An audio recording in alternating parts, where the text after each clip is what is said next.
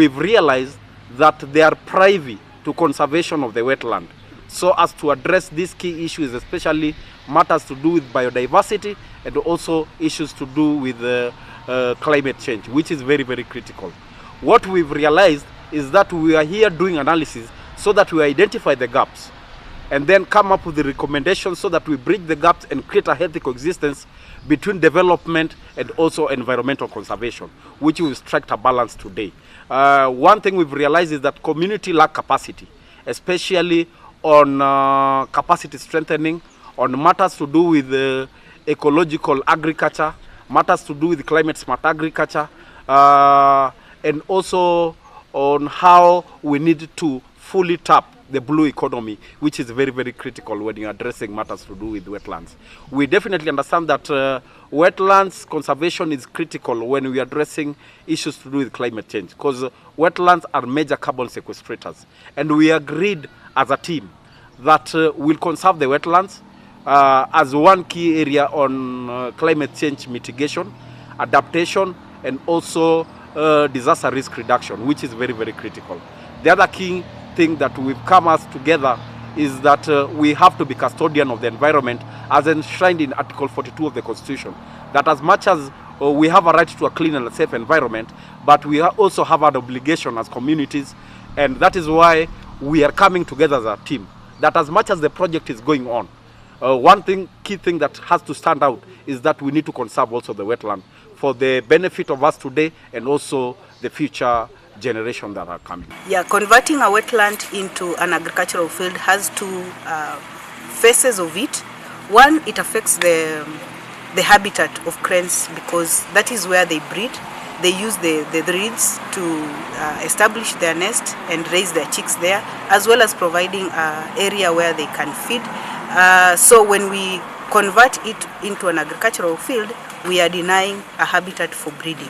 However, it will convert this into a modified system, which is agriculture or agricultural farms that will now turn to be a feeding ground for the cranes. So it is converted, one, destroying the breeding habitat, but now it will create another link of cranes using the farmlands as their feeding grounds, which is two-way faceted.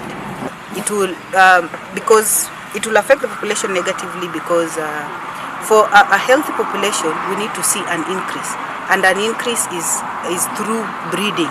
So if we lose the breeding grounds, then we are affecting the population. So if the Ondago wetland is converted into purely an agricultural field, then the cranes will be affected enormously, because they will lack a breeding area. And even the agriculture can be, the farmers can decide to use pesticides or anything that can endanger the lives of the breeding cranes that stay there. Conservation is not a single person's work, but it requires a collaborative engagement, and each and every person has a role to play. Cranes are important in the ecosystem. They are keystone species, and they are indicator species of wetland health. So whenever we see them in our wetlands, it indicates that that environment is good, and so that is why we need to conserve them. And being endangered, we need to understand that it has been listed as endangered in the red list of species because of its status in terms of population, which has declined quite drastically over the past years. And over the 4 decades, we've seen an 80% decline in the species. And so this calls for all of us to reduce the threats that face this species, so that we can realize its importance, as well as realize the importance of other wildlife that it attracts in the environment that is thriving and safe for all of them. In Homa Bay County, we've conducted 2 census, which was done in 2019, and it showed that in Homa Bay County we had around 805 individuals of grey-crowned crane.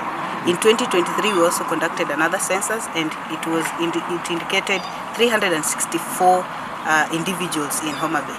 There is a decline in the population. However, this can be attributed to several factors, such as movement within and outside of the county, and also other factors such as food availability that can influence the population distribution. However, with the with our engagement with the communities and engaging with different projects on the ground, we think that the population will stabilize because of the awareness that we are creating to the people around here and reducing the threat of especially illegal removal of cranes, chicks and eggs from the wild. We want to call on to the communities and everyone saying that cranes are endangered and they are protected under the law, the Wildlife Conservation and Management Act, and no one is supposed to be having them or either in domestication, for consumption or for whatever reason. They are protected species that require both community buy-in as custodians of wildlife and also the duty bearers to conserve the species for its importance.